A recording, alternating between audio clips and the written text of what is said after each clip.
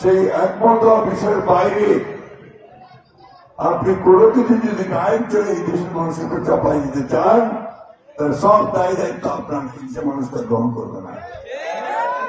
ভাই ভোটকে এত ভয় পাচ্ছ কেন? কারণ তুমি জানো যে ভোট হলে তোমার অস্তিত্ব থাকবে না।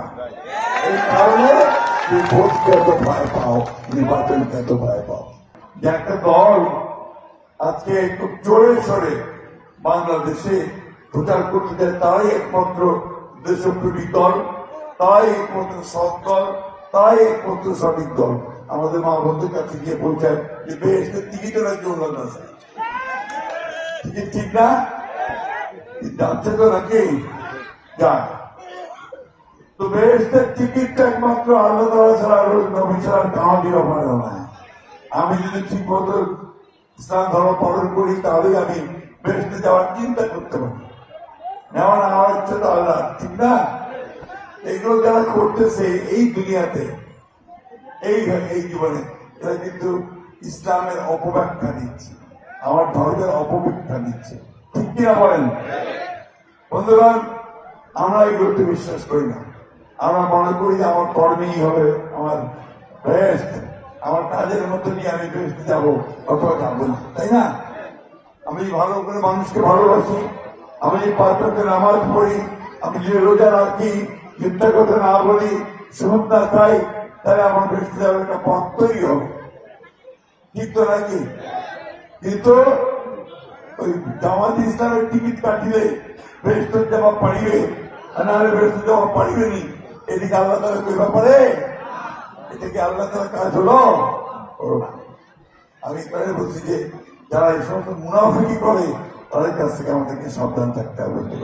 আমরা এই সরকারকে খুব পরিষ্কার করে বলে দিতে চাই যে দীর্ঘ 9 মাস আপনি যে সংস্কারের নাম করে সব রাজনৈতিক দলগুলোর সাথে কথাবার্তা বললেন এবং একটা একমত হলেন অনেকগুলো বিষয়ে, সেই একমত বিষয়ের বাইরে আপনি কোনো কিছু যদি গায়েব চলে এই দেশের মানুষের উপর চাপাই দিতে চান, তার সব দায় দায়িত্ব আপনার হিংসা মানুষটা গ্রহণ করবে না। ভাই ভোটকে এত ভয় পাচ্ছ কেন? কারণ তুমি জানো যে ভোট হলে তোমার অস্তিত্ব থাকবে না। এই কারণে তুমি ভোটকে এত ভয় পাও, নির্বাচনকে এত ভয় পাও।